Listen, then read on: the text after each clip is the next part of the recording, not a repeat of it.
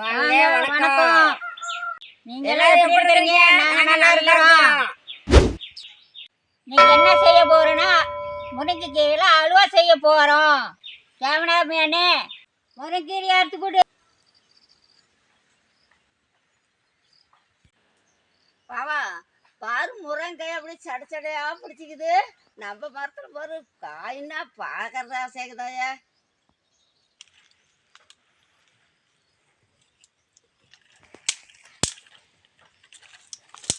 இதுதான் பாவா நம்ம நாட்டுல காய்னா முருங்கைக்காய், நாட்டு முருங்கைக்காய்ங்கிறது. ஒரு முருங்கைக்காய்னா எப்படி ஆக்கிது பாரு. நாட்டு முருங்கைக்காய் தான் இப்படி கொத்து கொத்தா வரும். நாட்டுக்காய் தான், நாட்டுக்காய் தான் இப்படி காய்க்கிறது.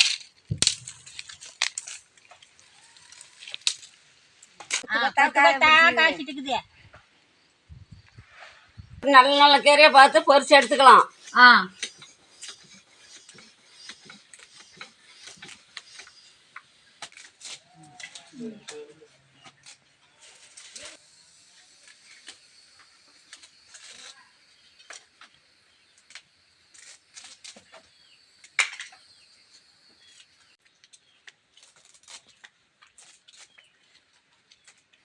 கேமராமேனே தேங்காய் ஒன்று வட்டிட்டு வா.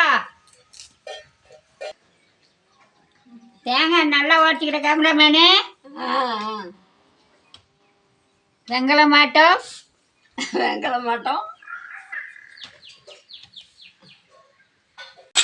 தேவை கொஞ்சம் சுரண்டி போட்டுக்கலாம். தேவை ஒரு அரை மூடி சுரண்டி போட்டுக்கலாம்.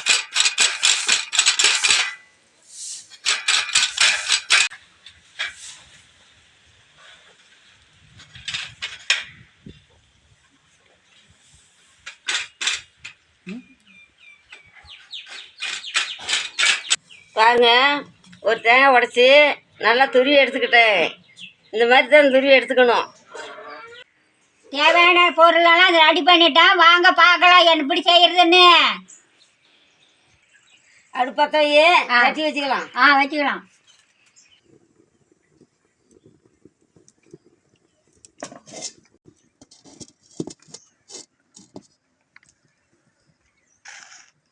இது ஒரு வித்தியாசமான அல்வா.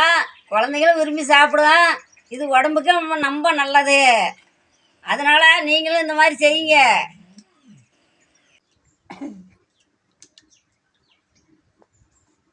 நெய் கொஞ்சம் ஊற்றி முந்திரி, திராட்சை, பாதாம் மூணும் போட்டு வறுத்து எடுத்துக்கலாம்.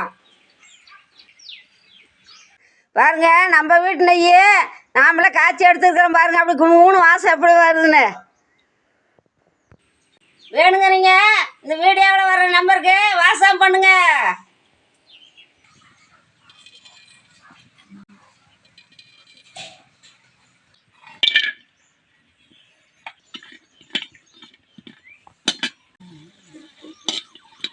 அந்த மாதிரி கலர் வரணும். பாருங்க முந்திரி பருப்பு நல்லா சிவந்துருச்சு. இப்படி அடுத்து அள்ளிக்கலாம். பாதாம் போட்டு வறுத்துக்கலாம்.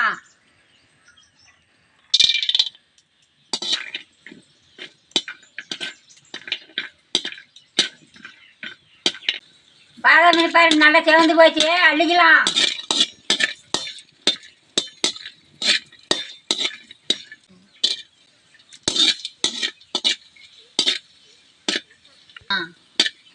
பாருங்க குண்டு குண்டா கேரட்டி வந்துருச்சு. எடுத்துக்கலாம்.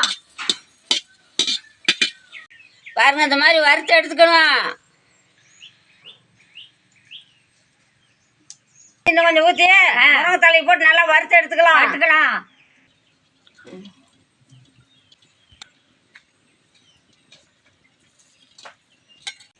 நெய் காஞ்சிருச்சு.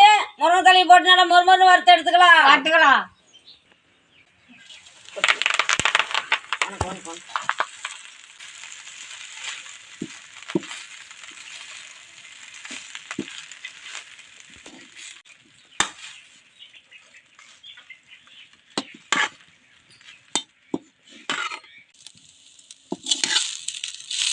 நெய்யை ஊற்றிட பாருங்க.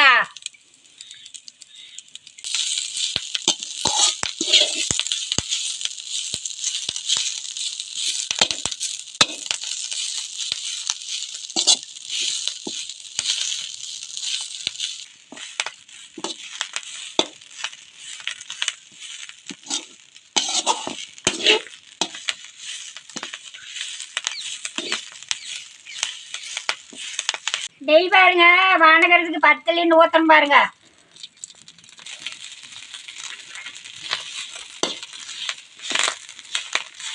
நல்லா மொறு வறுத்துட்டு பாருங்க.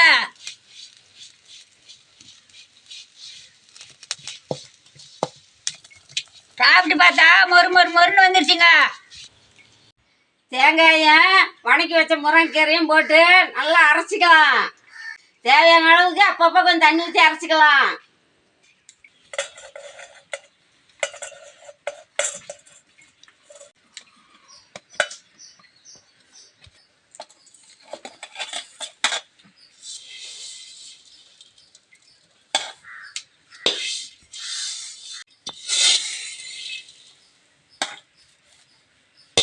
மக்காச்சோள மாவு ஒரு ஸ்பூன் போட்டு நல்லா தண்ணி ஊற்றி கலக்கி எடுத்துக்கலாம்.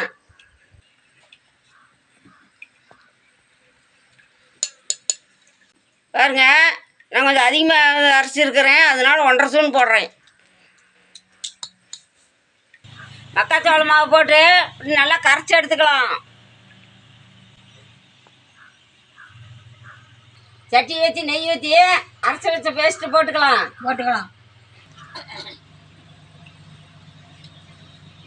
சட்டி காய்ஞ்சிருச்சு, நெய் ஊற்றி போவா. ஊற்றிக்கலாம்.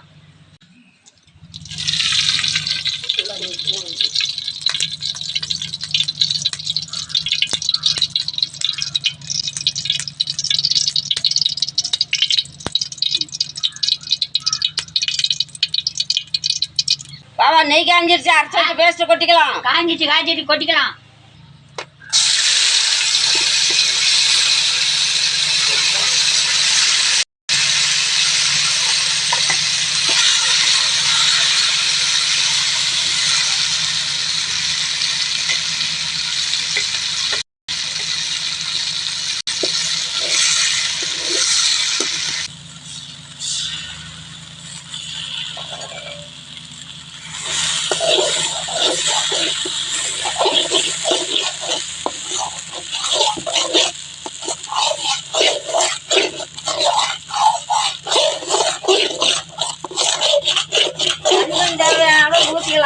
ஊற்றிக்கலாம். தண்ணி கொஞ்சம் தேவையான அளவுக்கு ஊற்றிக்கலாங்க. ஊற்றிக்கலாம்.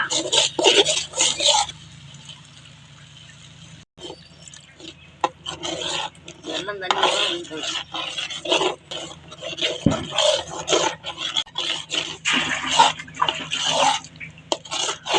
எல்லாம் தேவையான அளவுக்கு போட்டுக்கலாம்.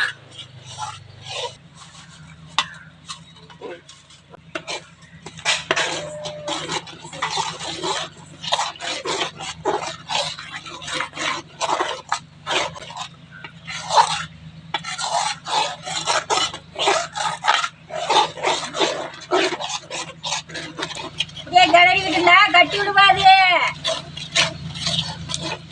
அதுக்குதான் இப்படி கிளறணும் நல்லா. நம்ம வீட்டிலே அரைச்ச ஏலக்காய் பொடி 1/2 ஸ்பூன் போட்டுக்கலாம்.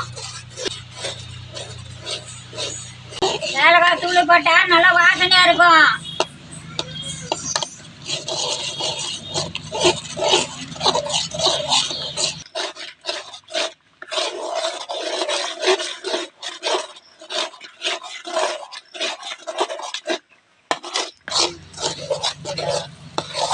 அப்படியே மெதுவா அடுப்பு எரிஞ்சிட்டே இருந்தாக்கா தீயாவது இருக்கும். இல்லைன்னா அடுப்பு மிச்சமா இருந்தாக்கா தீஞ்சு போயிடும். அப்படியே மெதுவா கிளறிக்கிட்டே இருக்கணும், இல்லைனாக்கா கட்டி விட்டு போயிடும்.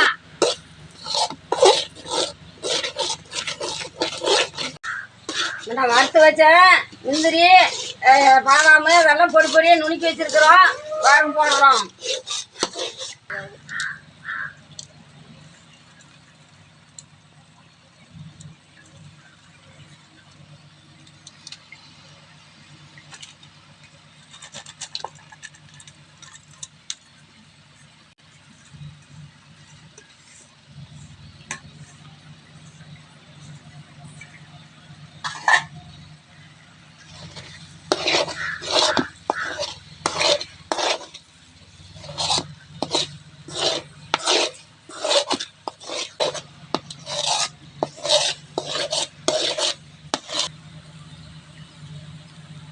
அல்வா ரெடி ஆயிடுச்சு, இறக்கிக்கலாம்.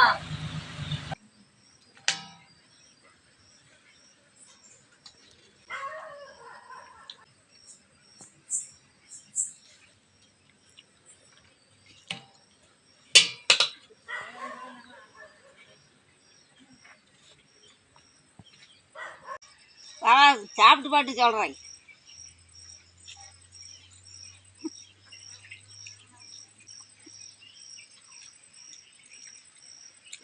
அதான் சூப்பராக இருக்குதாயா. சூப்பராக தாங்க. முருங்கைத்தலை அல்வானா சும்மாவா? நெய்யை பாரு இலையில. அதுதான் நெய் இவ்வளோ நெய் ஊற்றினா தான் இவ்வளோ நல்லா இருக்குது, டேஸ்ட்டாக இருக்குது. என்னென்ன போட்டுருக்கு பாரு. அப்பா சாப்பிட இன்னும் சாப்பிட்டா வச்சுன்னுக்குது. அப்படியே செஞ்சு சாப்பிட்டா பிள்ளைங்க எனக்கு கொஞ்சம் இன்னொரு நாளைக்கு செஞ்சு கொடுமான்னு கேட்கணும். பாரு எவ்வளோ சூப்பராக இருக்குது, நல்லா இருக்குது. நெய் பாரு இலையில கீழே வடியுது. நெய் ஊற்றினா பண்ண வடியுது.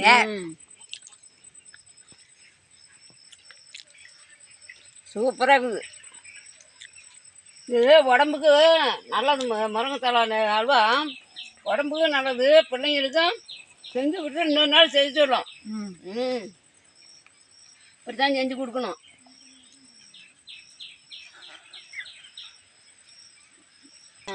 இலை காலி ஆயிடுச்சு. காலி ஆயிடுச்சு. ஆடுவானா சும்மா தானா? வேணே கம்முன்னு போய் போட்டு சாப்பிட்டேன்.